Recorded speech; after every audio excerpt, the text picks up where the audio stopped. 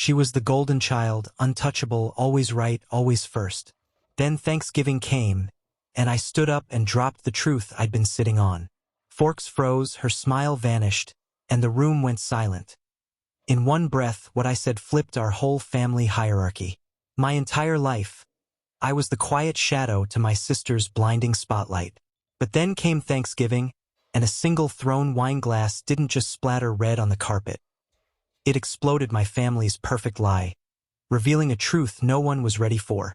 I was 11 when I first noticed the script. My sister, Clara, got a bigger slice of cake. When I asked my mom, Eleanor, why, she just smiled, patted my head, and said, "Because she's special, honey." And that, right there, was the beginning. I was the background character, the footnote. Clara? She was the shining star, the miracle, the center of the universe. She's 33 now, with a sharp jawline, an even sharper tongue, and a fan club of relatives convinced she descended from the heavens. Me? My name's Alex. I'm 30, and for most of my life, I just played my role, kept my head down, and tried not to ruffle those perfectly feathered wings. But this year's Thanksgiving, man, it didn't go how anyone expected. Especially not Clara, and definitely not my mom, who had what I can only describe as a psychological eclipse right in the middle of dinner. Not even my dad, Robert, who sat there for 10 whole seconds before whispering something that almost made me laugh out loud. But before we get to the wine throwing, the tears, and the whispered accusations, let me tell you how we even got there. This wasn't just one bad dinner. This was years in the making, a slow, silent pressure building until it finally cracked wide open at the worst possible time. We grew up in a small Indiana town. Everyone knew your business. My parents, Robert and Eleanor, were both teachers. Strict, but fair, everyone said. But that only really applied if your name was Clara. Clara could do no wrong. Straight A's, ballet, honor societies, every single magnet-worthy accomplishment was hers. When she walked into a room, my parents practically stood at attention. She didn't just bring home report cards. She brought home prophecies. Clara is going places. Clara's going to be a doctor. Clara's going to change the world. Meanwhile, if I brought home a B+ in algebra, I got the look and a reminder that I needed to try harder. Look, I wasn't a bad kid. I kept to myself, got decent grades, played guitar, worked at a bike shop. But I wasn't spectacular. Not in their eyes. And maybe that would have been fine if they just treated us equally. But they didn't. Not even close. I still remember one Christmas. Clara was 15, I was 12. She opened her gift. A brand new, sleek white MacBook. I opened mine. A stack of used books about learning to focus. My dad put his hand on my shoulder and said, "These will help you catch up to your sister." That was the year I stopped asking for anything. Fast forward to college. Clara went to Northwestern, full ride, pre-med, fancy internships, the whole package. I applied to a small state school with a good computer science program. Got in, no fanfare. When I told my parents I was majoring in computer engineering, my mom blinked and said, "Oh, but Clara's working in oncology. Isn't that exciting?" That was the beginning of my silent years. I stopped trying to impress them. I stopped sharing updates. Didn't tell them about my research assistantship or graduating with honors. Didn't tell them I moved to Seattle and landed my first six-figure job. They didn't ask and I didn't offer. Deep down, I already knew what they thought of me. But here's the thing. Sometimes being ignored gives you space. Space to work, to build, to grow without interference. Over the years, I taught myself everything about machine learning, data architecture, back-end systems. I joined a startup at 25 that got acquired 2 years later. Took my payout, invested half, and built my own company from the ground up. We specialized in AI optimization for logistics. By 29, I had 11 employees, major clients, and a net worth just shy of $7.2 million. I lived in a modest condo, drove a used Lexus. I kept it quiet. I still called home sometimes, visited for holidays, played my part. "How's work?" they'd ask. "It's going well," I'd say. And then they'd immediately pivot to Clara's latest grant, or her fiancé, Dr. Victor Maxwell, who my mom kept calling our future son-in-law and an actual neurosurgeon. Isn't that incredible? I swear, I could have told them I was designing a spaceship and they'd still ask what color scrubs Clara wore. Now, I have to say this. I didn't hate my sister. Not at first. She was just doing her thing, I was doing mine. But over time, things shifted. She got colder, smugger, like she'd started to believe the press releases our parents wrote about her. At family gatherings, she'd say things like, "So, Alex, are you still doing computers?"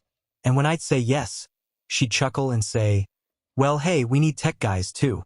That tech guy comment really stuck with me, especially because she said it last Thanksgiving, swirling a glass of red wine, while telling everyone how Victor had been invited to speak at a symposium in Geneva. My parents clapped like seals. I just nodded, then went out to the porch and stayed there for most of the night. So, this year I decided to do something different. No grand reveal, no sports car, no tux. I just decided I wasn't going to hide anymore. I'd answer questions honestly. I'd speak up. I wouldn't downplay what I'd built. Not out of spite, not out of pride, just because I was tired of pretending I was still that 12-year-old with the self-help books. Thanksgiving was at my parents' house again.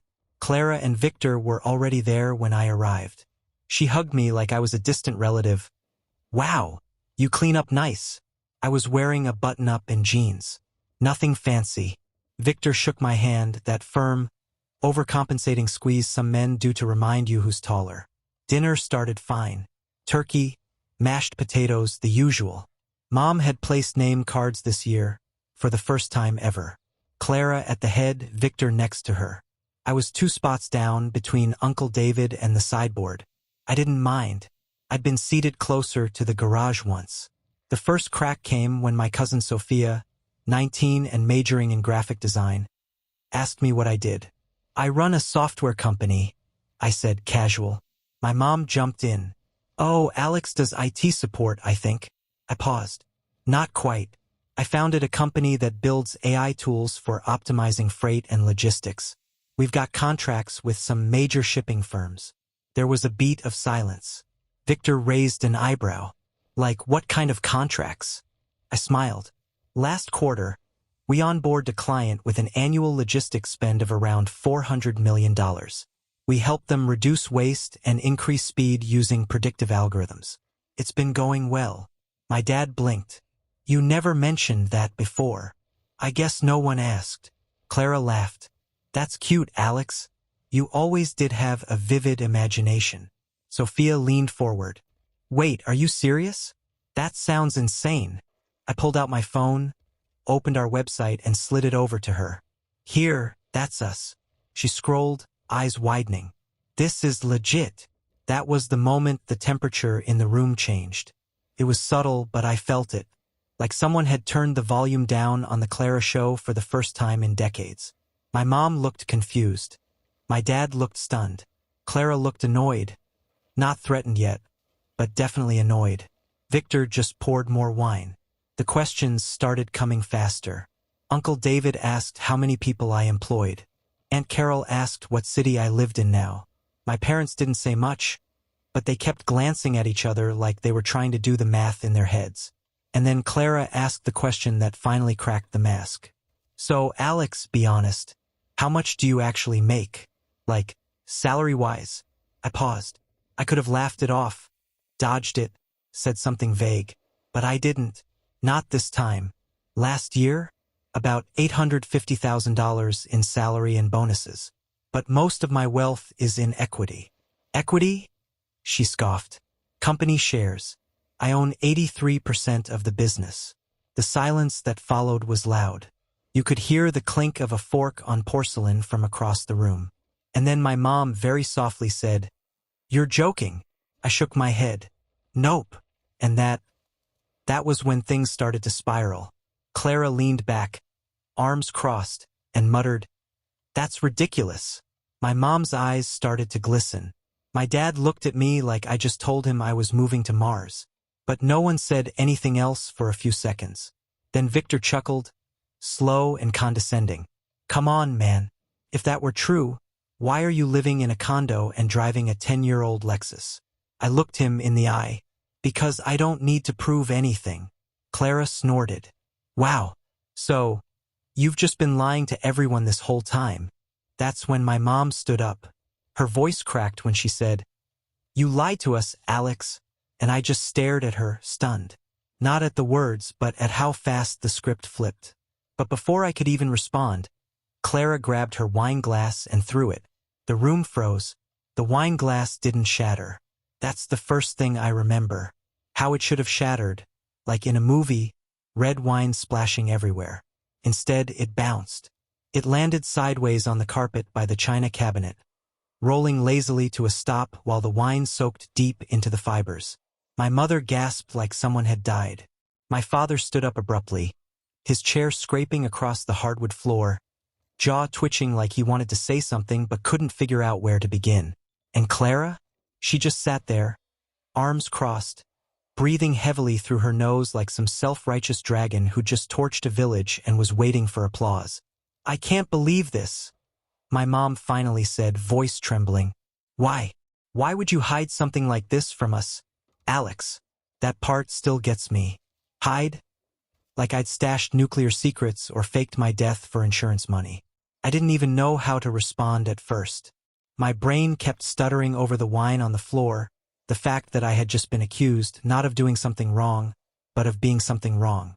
"I wasn't hiding anything," I said slowly, keeping my tone calm.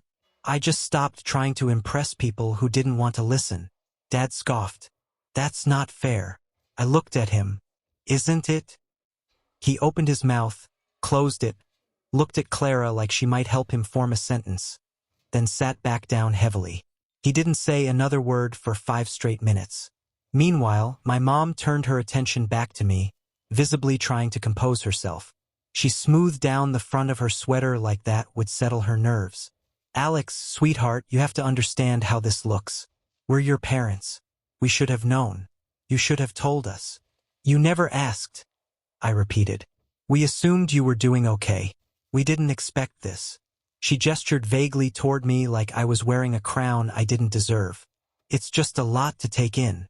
I could feel every eye at the table flicking back and forth between me and her like a tennis match. Cousin Sophia had gone quiet, her fork suspended midair. Uncle David was chewing mechanically, pretending to be invisible. Even Victor looked like he didn't quite know which team he was supposed to be on. Clara broke the silence again. "You always had a chip on your shoulder, Alex. Honestly, this explains so much." "Excuse me?"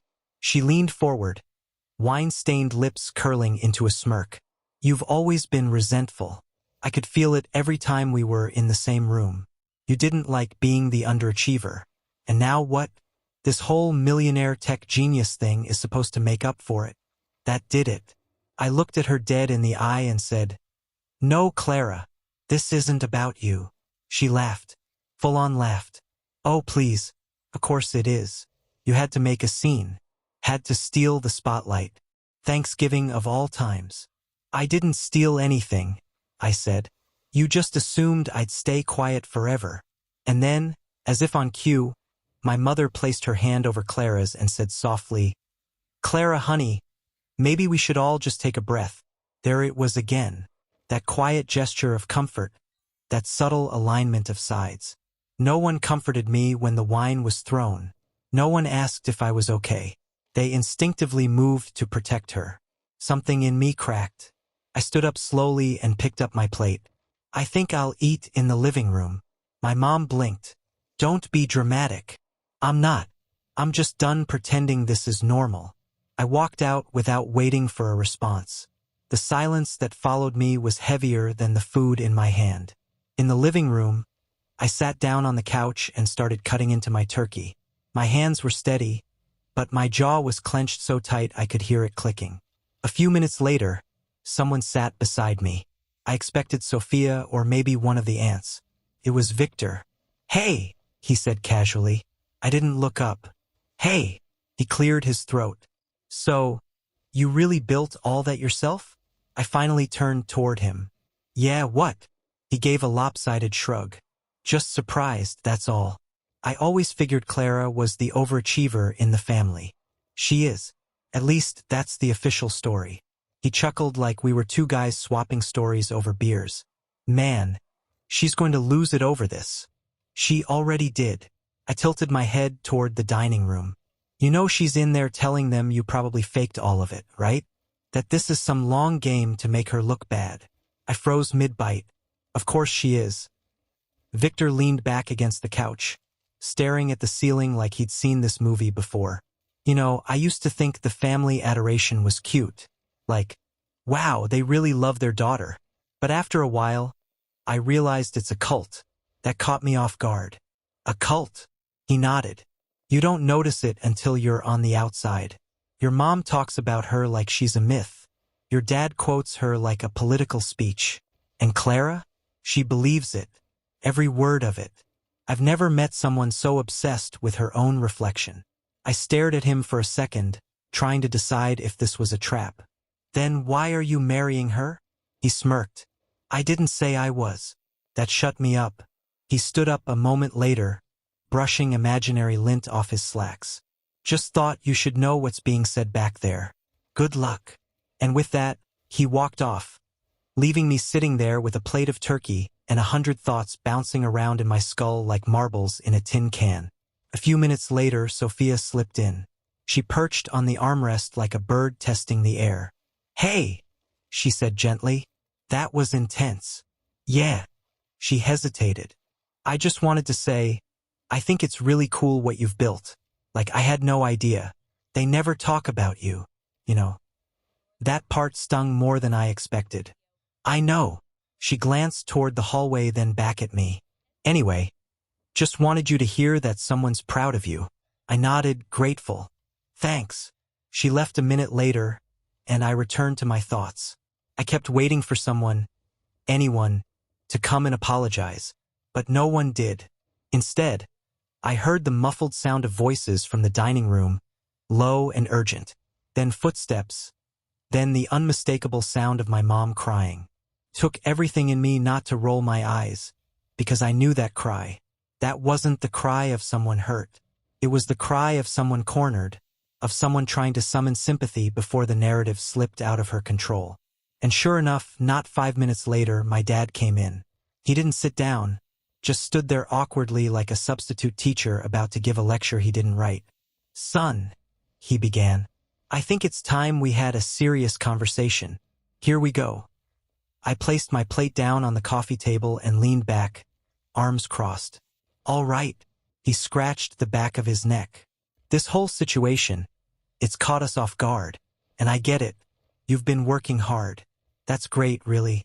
But the way this all came out, it was aggressive, disrespectful. Your mom's really shaken up. She's shaken up because I told the truth. No, he said quickly. She's shaken up because it felt like a betrayal. I actually laughed. A betrayal? You kept this part of your life hidden from us and then just dropped it on Thanksgiving like a grenade. That's not fair, Alex. You know what's not fair? I said, voice rising. Spending 30 years being treated like a backup plan while Clara got a standing ovation for breathing. His expression hardened. That's not true. Yes, it is, I said. Every birthday, every graduation, every family dinner. She was the main event, and I was the intermission. He looked genuinely stunned, like he'd never even considered it before, like the idea that their golden child narrative had collateral damage was brand new information. I'm not asking you to rewrite the past, I said, quieter now.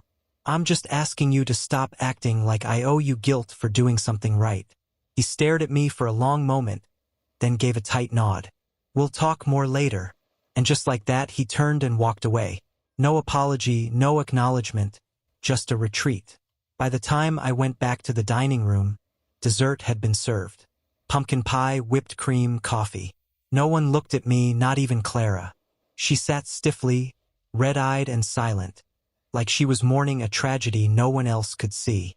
I took my seat quietly and reached for a slice. As I lifted my fork, my mom finally broke the silence. Well, I hope you're happy. I paused mid-bite. Excuse me? You've humiliated your sister. You've embarrassed this family. And for what? To brag. I put the fork down. There it was. The final script rewrite. The last pivot. I was no longer the disappointment. I was the villain. And I knew right then and there that something fundamental had shifted. Something that couldn't be undone with polite smiles or obligatory phone calls. This wasn't just about a Thanksgiving dinner anymore. This was about the truth finally stepping into the light and the people who couldn't bear to see it. But I wasn't done yet. Not even close. I didn't sleep that night. I left the dinner table after my mom's final jab, with a slice of cold pumpkin pie wrapped in a paper towel, and I drove back to my Airbnb in silence. No music, no calls, just the quiet hum of tires against pavement, and the slow burn of betrayal creeping into my chest.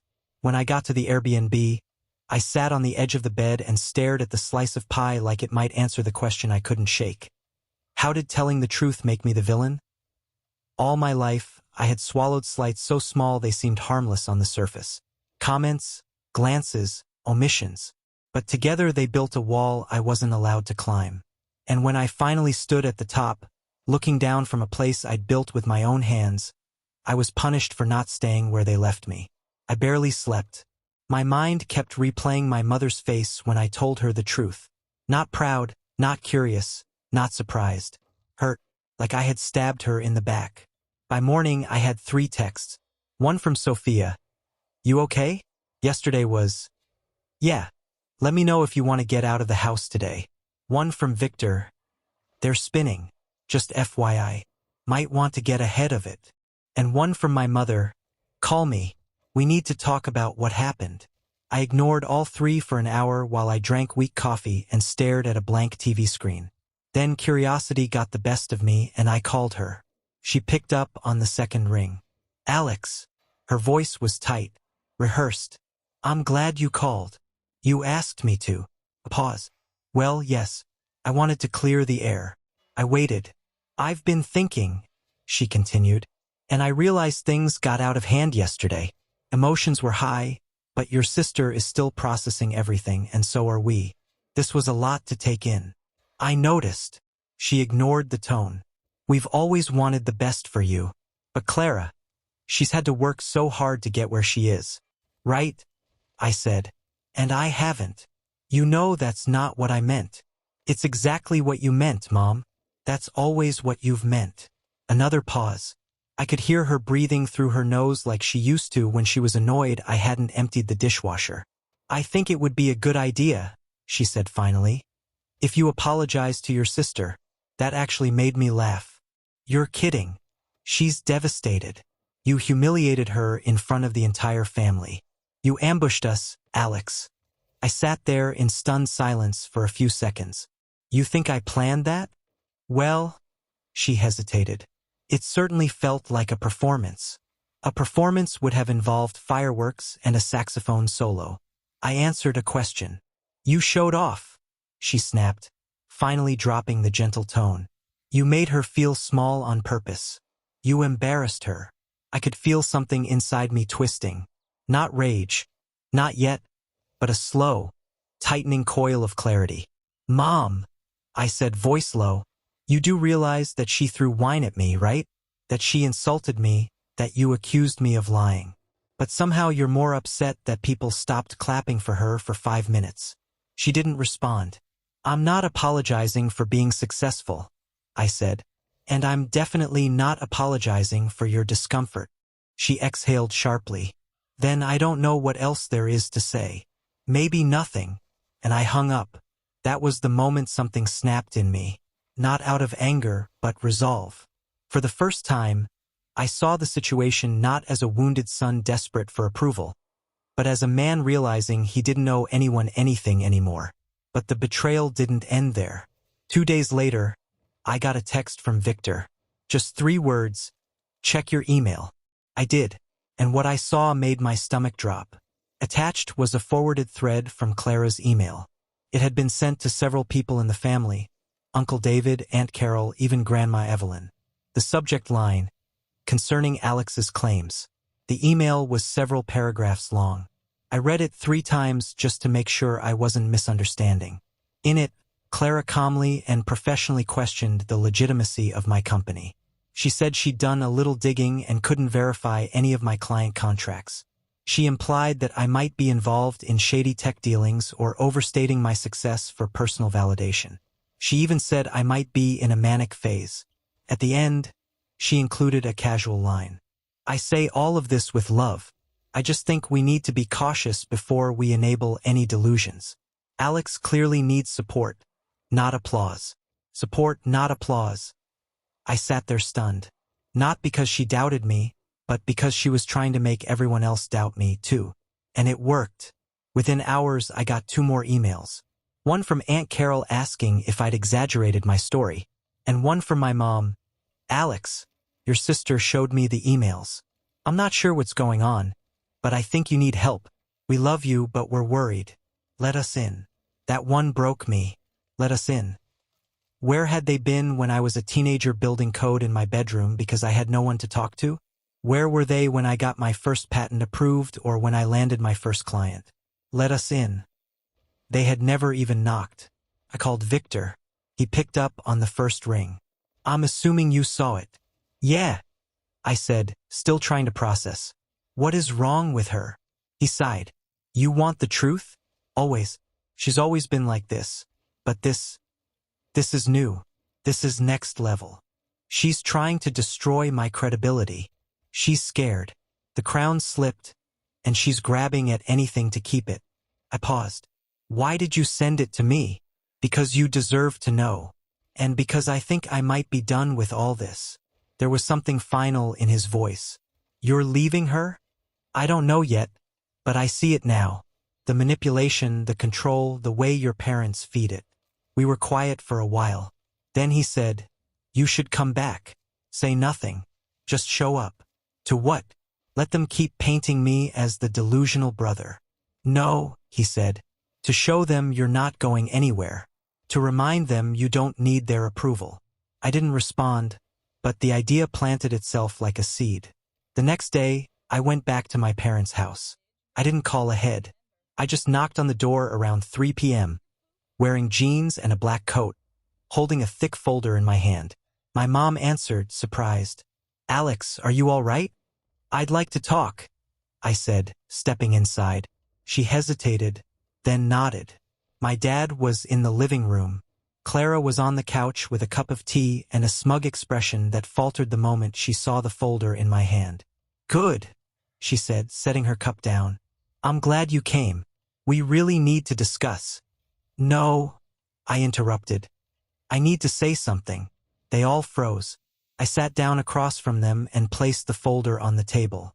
Slowly, deliberately, I opened it and began laying out documents. Company registration, bank statements, a redacted client contract, the most recent valuation letter from our accountant, shareholder breakdowns, tax filings, photos from the last investor meeting. Then I opened my laptop and played a short 2-minute clip from a conference I'd spoken at a few months ago in San Diego. I was on stage fielding questions about neural network scalability. When it ended, I looked at them. I didn't want to do this, I said. I didn't want to prove anything. But since someone decided to smear me behind my back, I figured it was time to bring receipts. My dad's face was unreadable. My mom looked like someone had unplugged her brain. And Clara's expression twisted into something bitter and unfamiliar. I never meant to smear you, she said, voice trembling. You accused me of being mentally unstable, I said. You sent emails to the entire family saying I fabricated everything. I was just worried, she snapped. You ambushed us. You lied. I never lied, I said louder now. I just stopped telling you things because you didn't care. And now that I've built something real, something bigger than anything you imagined for me, you're trying to tear it down because it doesn't fit the story you wrote. You're twisting this, she said, standing now. You think you're so perfect? You think just because you made some money? It's not about money, I interrupted. It's about respect, about finally being seen. And you, all of you, can't handle the fact that I did it without you. My mom stepped forward as if to calm things, but I raised a hand. No, I'm not here for a group hug. I'm here to set the record straight. I packed up the folder, slid the laptop back into my bag, and stood. For the last time, I said, looking Clara dead in the eye, I'm not your shadow and I never was. Then I walked out, and for the first time in my life, I didn't feel like I owed anyone an explanation. I wasn't running away from the family I grew up with. I was walking toward the man I had become. I thought walking out of that house would feel like closure, that I'd finally get to slam the door shut on decades of second place and sit with the satisfaction of having stood my ground. But the truth is, I didn't feel victorious. I felt hollow, like I just lit a match in a room full of my childhood memories and watched them all go up in smoke. The silence that followed my exit was deafening. No one chased after me. No one called out my name. No apology, no acknowledgement. Just the sound of the door quietly closing behind me as I stepped into the crisp Indiana air and walked to my car. When I pulled out of the driveway, I didn't know where I was going. I just drove through the neighborhoods I used to bike through as a kid, past the library where I'd first taught myself to code on their ancient, humming computers, down the street where Clara once won a community science fair for building a vinegar and baking soda volcano that our mom talked about for 6 straight months, past the diner where we used to go for pancakes after Sunday church, where Clara would get an extra scoop of whipped cream and I'd be told, "You can have more once you finish what's on your plate." Every landmark felt tainted, like I was walking through a museum curated by someone who had written me out of the script entirely. I finally stopped at a park, empty except for a squirrel tearing into a discarded sandwich wrapper near a bench. I sat down, letting the wind bite through my coat, and tried to think, but there was nothing left to think about, only feel. And I felt tired, not just physically, but deep in the bone exhausted. I had fought so hard to become someone worth noticing. And in the moment where it finally mattered, when I pulled back the curtain and showed them what I'd built, they didn't see me. They saw a threat to their story. And stories, especially family ones, don't change easily. It would have been easier if they had just stayed quiet. But they didn't, because the next morning it got worse. A new email from my mom. The subject line, "Alex, we need to discuss boundaries." I opened it with shaking hands. I don't know why I thought even for a second it might be an olive branch. It wasn't. She wrote that she and my father had talked it over and decided that my presence at Christmas might be too disruptive this year. That my outburst had created tension in the family. That Clara was still recovering emotionally. That maybe some space would be healthier for everyone. Space. Like I was radioactive. Like I hadn't just spent the last decade sacrificing sleep and sanity to build something meaningful while they were too busy clapping for someone else's success to even ask how I was doing. I closed the email without responding. Then I shut my laptop. Then I sat there in the Airbnb kitchen with my hands pressed to my face. And for the first time in years, I cried. Not big sobs. Not cinematic tears streaming down my face. Just quiet, tight-chested grief. The kind that leaks out in slow drops and tastes like mourning. Because that's what it was. I wasn't mourning a person. I was mourning the idea of a family. One I'd spent years pretending I was a part of, one that had never really been mine. And it hit me in that moment that I had spent my whole life trying to earn their respect. And maybe I never would. I stayed in Indiana longer than planned. I'd originally booked the Airbnb for 4 days. I extended it to 10. I didn't go out, didn't see friends, didn't even answer most texts. Sophia checked in a few times, and I sent her polite responses. Victor texted once more, just a thumbs-up emoji and the words, "Saw the fallout. Good for you." But I didn't reply. I wasn't angry. Not anymore. I was just done. Emotionally fried. And more than that, I was ashamed. Not of who I was, but of how long I'd let them decide who that was supposed to be. I ordered in food. I binged mindless shows I'd already seen. I read a book on leadership I couldn't absorb. I told myself I was relaxing, but I wasn't. I was grieving quietly, alone. And when I finally gathered the strength to check my phone again, I saw what I had missed. A post from Clara on Facebook. A smiling selfie captioned, "Grateful for family this Thanksgiving. And for the strength to rise above toxic people, even when they share your DNA." I stared at it for a long time. The comments were exactly what you'd expect.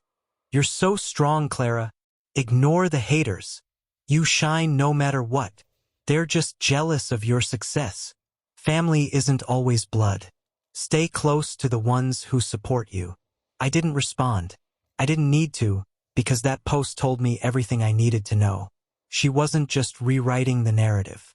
She was weaponizing it. I was now the toxic brother, the ungrateful one, the liar, the dramatic embarrassment who tried to overshadow her at Thanksgiving. And everyone was buying it. Or at least, everyone who mattered in that insular little family bubble. It was almost funny. All this time, I'd worked in silence, built a life, made something real. And in one weekend, my own family decided that reality was less believable than Clara's version of events. And worse, they preferred hers. It wasn't just that they didn't believe me. It's that they wanted not to. Because if I was telling the truth, then what did that say about them? It was easier to cast me as the unstable one, the outburst, the black sheep, because then they didn't have to face the years of neglect, the favoritism, the quiet cruelty they swore was just normal parenting. I could have fought back. I had proof. I had money. I had a bigger platform than they knew. But I didn't. Because in that moment, I realized something I'd been too hurt to see before. You don't win by proving them wrong. You win by walking away. And so that's what I started doing. Quietly, one step at a time. I canceled the auto-renewal on the Family Cloud photo account I'd been paying for. I unfollowed Clara on every platform. I turned off email notifications from my mother. I blocked my father's number, not out of rage, but because I knew he wouldn't call anyway, and I didn't want to keep looking at the silence. Then I opened a spreadsheet and I started making a plan. Not a revenge plan, not yet, but a life plan. One that didn't orbit them. One where the center of my universe wasn't the hope of getting invited to Christmas or the pathetic thrill of a half-hearted, "We're proud of you." No, I was done waiting for their applause. And as I stared at the blinking cursor in the spreadsheet, I realized something that sent a chill down my spine. They had no idea what I was really capable of. They thought the success I'd shared was the climax, but it wasn't. It was just the prologue. I left Indiana in the middle of a snowstorm. Not metaphorically. An actual, heavy, blizzard-style whiteout that swept across the state 2 days before my Airbnb reservation ended. It was like the universe wanted to put a final period on my time there, to make it as cold and brutal on the outside as it had been on the inside. I packed my bags, loaded my laptop and files into the back seat, and started the long drive to Chicago, where my flight home waited. The roads were slick. The radio was low, and I drove mostly in silence. But in that silence, something strange happened. I wasn't angry anymore. I wasn't hurt. I wasn't trying to rehearse a speech in my head or imagine a gotcha moment that would turn the family tide. I felt light, like I'd finally stopped dragging a wagon full of bricks behind me. Bricks labeled asterisk, prove yourself. Make them proud. Maybe this time they'll listen. Asterisk, it was over. Not because I had lost, but because I had finally stopped playing. And that's when the rise truly began. Not with some dramatic viral post or revenge scheme, but with the peace that came from letting go. The silence wasn't empty anymore. It was full of space. My space. And I was going to build something new in it. Back in Seattle, my condo felt like stepping into an alternate life.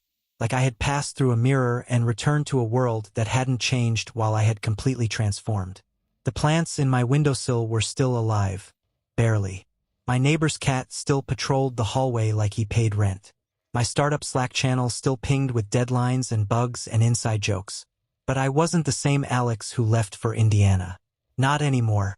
First thing I did was schedule an all-hands meeting with my team. I logged in, turned on my camera, and saw all the familiar faces pop up. Jessica from marketing, Mark from sales, Raj from product, and 3 of the original devs who had helped me build the backbone of the company from scratch. And when they all settled in, waiting for me to talk, I didn't give them the usual weekly update. I gave them a story. I told them about Thanksgiving. I told them, without naming names, about being treated like an afterthought my whole life, about building in silence, about the moment I finally spoke the truth and what happened next. And then I said, I want this company to be a place where no one ever has to shrink themselves to survive, where no one ever feels like their story has to be watered down so someone else can feel bigger. No one said anything at first. Then Jessica smiled and said, well, damn, that's the best Monday kickoff I've ever heard. Raj clapped.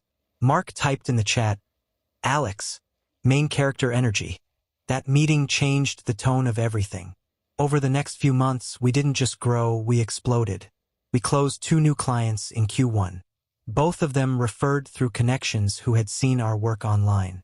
One of our use case demo videos went semi-viral on LinkedIn, and we started getting attention from venture funds. I did 2 podcast interviews and 1 TED-style conference talk.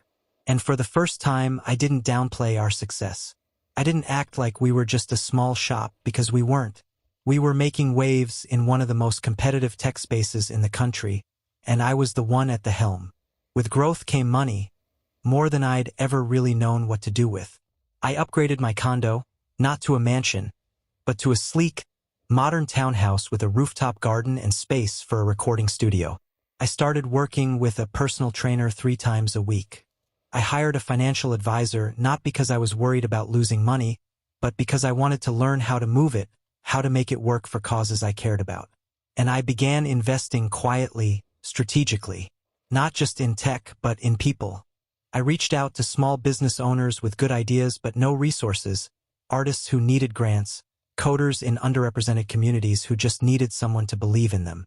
I created a micro-investment fund and called it First Shadow, a name that meant nothing to anyone else, but everything to me, because I'd lived in the shadow, and now I was giving others the light. A few weeks after launch, I got an email from Sophia. Subject line, have you seen this? Attached was a screenshot of a Facebook thread. A family cousin had posted about exciting career opportunities in the tech field, and someone in the comments had said, "You should talk to Alex. I heard he's doing something huge out in Seattle." Underneath that, a comment from my mother, "Let's not exaggerate. He's always been a bit theatrical." That one stung. Not because it was shocking, but because it was expected. That's who she'd always be, who they'd all always be, and I wasn't going to change it. But I didn't have to anymore, because for every one of them there were 10 others now. People who saw me, respected me, believed in me. I was building something bigger than a company, bigger than revenge. I was building a legacy. The next milestone came 6 months after Thanksgiving. A major logistics firm, one of the top 5 in the country, signed a 7-figure deal with us. I flew out personally to finalize it. At the signing table, their CEO looked at me and said, "I have to admit, when your name came across my desk, I thought you were older." "I get that a lot," I said. "What you've built is impressive," she added. "And fast. Where did you learn to do all this?" I smiled. "In a quiet house," I said, "with a lot of time to think." She didn't ask more, just nodded. Sometimes the people who get you don't need the full story. A week later, I got a call from Victor. We hadn't spoken in months. I answered, unsure of what I'd hear. "Hey," he said. "We never really finished our last conversation." I said nothing, letting the silence carry the weight. "She knows," he continued. "She knows I'm done. You left, packed up and moved out 3 weeks ago. She's still telling people I'm just taking space to find myself. But I filed the paperwork already." He let out a breath. "She's unraveling, Alex. Not just about the relationship. About you." "What do you mean?" "She keeps bringing you up, asking why you get attention now, why everyone's talking about you. It's eating her alive." "That's not what I wanted," I said quietly. "I know," he replied, "but it's what happened." I didn't ask how the rest of the family took the breakup. I didn't care. I only asked one thing. "Do you regret it?" He paused. "No," he said. "Not anymore." It was around that time I started getting media attention. Nothing huge, just mid-tier tech blogs and a few industry newsletters. But one story really caught fire. It was titled, "The Quiet Millionaire Who Built a Logistics Empire Without a Whiff of Silicon Valley." It told the story of a soft-spoken founder who built a multi-million-dollar AI company without venture capital, without legacy family support, and without the noise of self-promotion. It talked about First Shadow, about how I was investing in others, about how I believed in building something real, not just something loud. The story went viral in a way I wasn't expecting. New followers, new connections, invitations to panels, podcasts, summits. People love the idea of a quiet disruptor. And while I appreciated the attention, I didn't need it because I knew the truth. I hadn't done any of this for the spotlight. I did it to stop shrinking. And now there was no going back. Of all the ways the story could have ended, I never thought it would be a wedding invitation that pulled me back in. It arrived in the mail one morning, tucked between a property tax notice and a flyer for luxury tile installation. I didn't recognize the envelope at first. Gold trim, heavy cardstock, my name written in a perfectly rehearsed script that tried too hard to look handwritten. Inside was a save-the-date card for Clara and Victor's wedding, June 14th, 4 p.m., Heritage Ridge Country Club. I sat there in my kitchen, coffee still steaming beside me, and just stared at it. She was actually doing it. After everything. After the Thanksgiving wine throwing, the smear emails, the quiet character assassination, the breakup Victor himself had told me about. She was pretending like none of it happened. And then I looked closer at the card. It wasn't just a standard wedding invite. It was a showcase.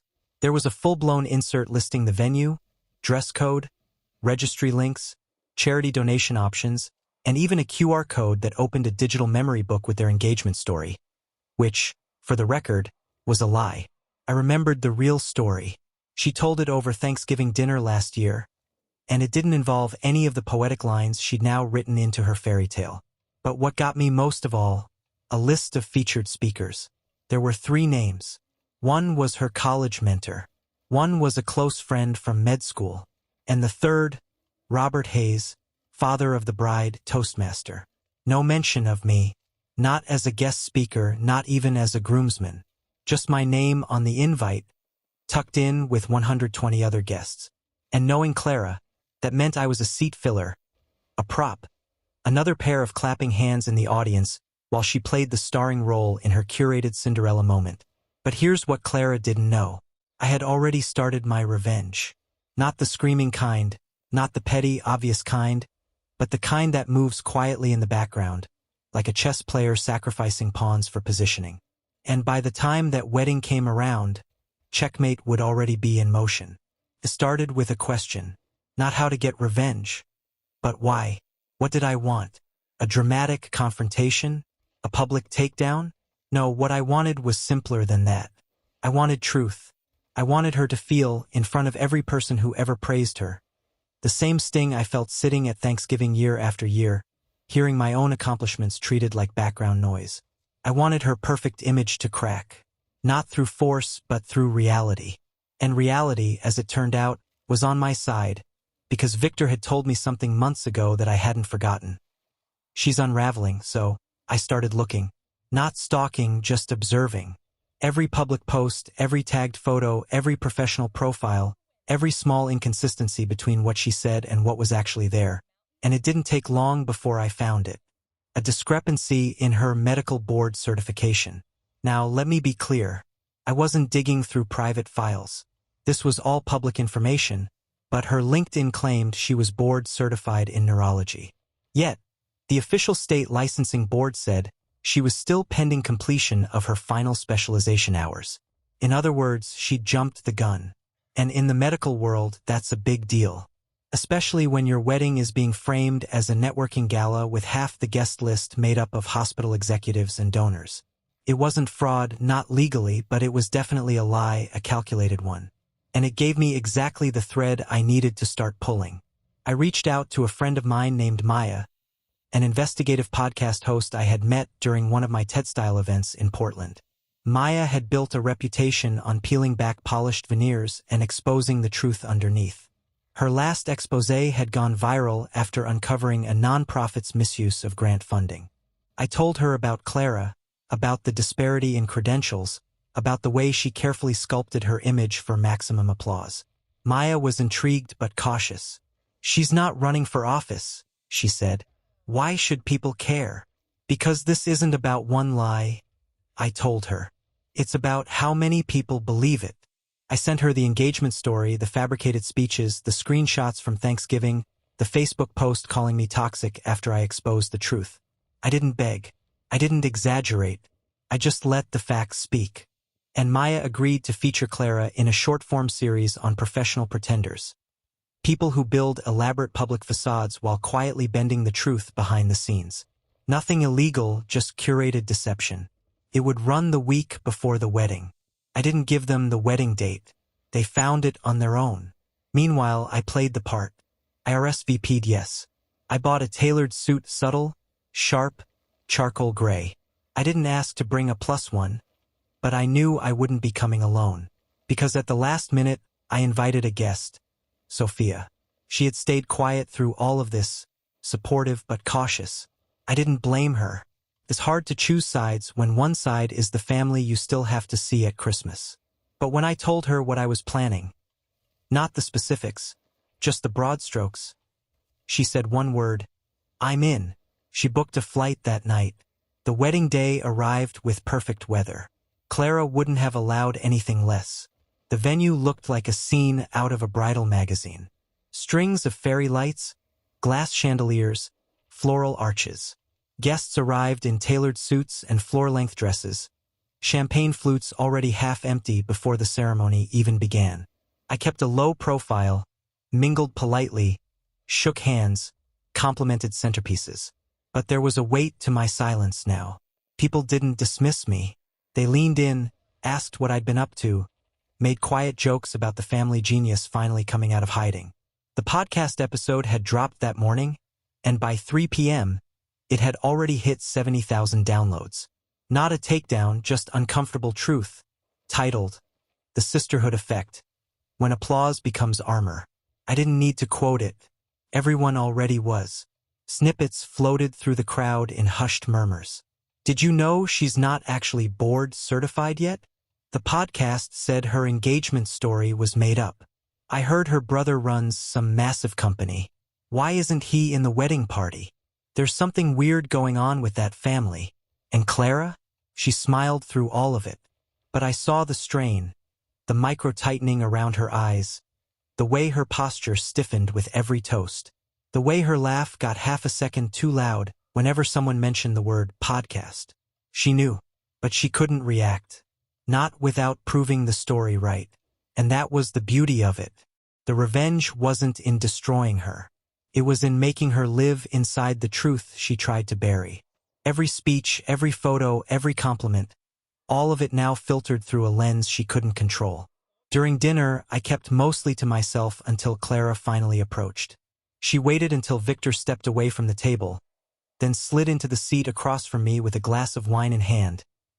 The same vintage she threw at me last Thanksgiving. I know what you did, she said under her breath, smile frozen in place. I didn't flinch. Do you? She leaned in closer. You couldn't just let me have this. I did let you have it, I said quietly. You just couldn't hold on to it. Her smile cracked. You think this makes you better than me? No, I said. I know it does. She blinked, stunned at the calmness of it. Then, like a true actress, she straightened up and sipped her wine. I should have cut you off years ago. You never had that power, I said. And now, everyone knows it. She didn't reply. She just stood up and walked away, heels clicking like gunshots across the polished floor. Sophia nudged me from beside her. You okay? She whispered. I nodded, because for the first time in my life I was, not because I had gotten revenge, but because I had finally stopped waiting for the applause. I wasn't the side character anymore. I was the author. And the story? It was just getting good. The wedding ended like most do. Laughter echoing under fairy lights. Cakes smeared on plates. A tired DJ playing 2000s throwbacks for a slowly thinning crowd.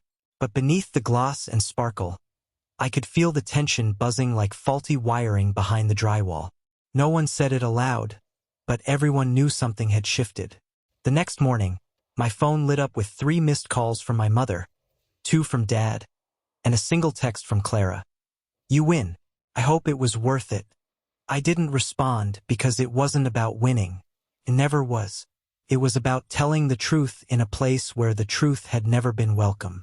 And finally it was out. Irreversible. Standing in the daylight like it belonged there all along.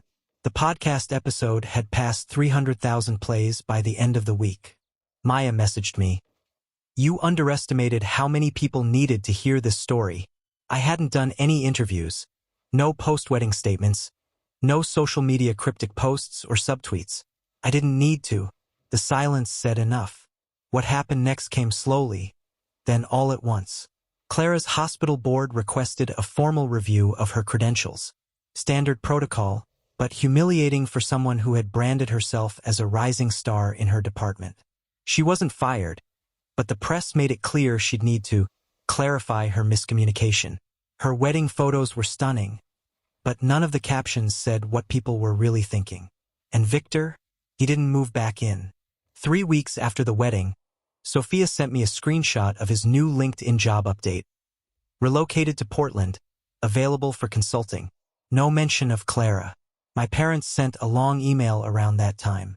A clumsy, overwritten olive branch. No apology, not really. Just vague lines like, "We were shocked by how things unfolded. We still love you deeply, even if we don't always see eye to eye. Family should stick together, even when it's hard." I read it 3 times, then archived it because love without respect is just a softer form of control. I wasn't angry. I wasn't bitter. I was just done. Life, meanwhile, kept moving. My company hit another funding milestone. We opened an office in Austin. I started mentoring a group of young founders. Kids who reminded me of myself at 19, full of ideas and nowhere to put them. I gave them space, tools, the one thing I never had growing up, validation. Sometimes they asked about my story. I'd tell them just enough to let them know where I came from, but never so much that it defined me. Because that was the final part of the revenge. Not the takedown, not the podcast, not the ruined fairy tale wedding, but this piece. The kind that doesn't need a spotlight. The kind that doesn't explain itself. The kind that quietly builds a better life while the people who dismissed you scrambled to rewrite their roles in your success. And one morning, almost a year after that unforgettable Thanksgiving, I got a package at my office. No return address. Inside was a hardcover family photo album, one of the old ones from our living room shelves. A note was taped to the inside cover. Just 6 words written in my mother's handwriting. "We should have seen you sooner." I didn't cry. I didn't call. I didn't frame it or throw it away. I just placed it on the bottom shelf of my bookcase, where it would stay, silent, heavy, untouched, like a chapter 1 had already finished. Because my story wasn't about them anymore. It was about me, and I was finally writing it in my own words.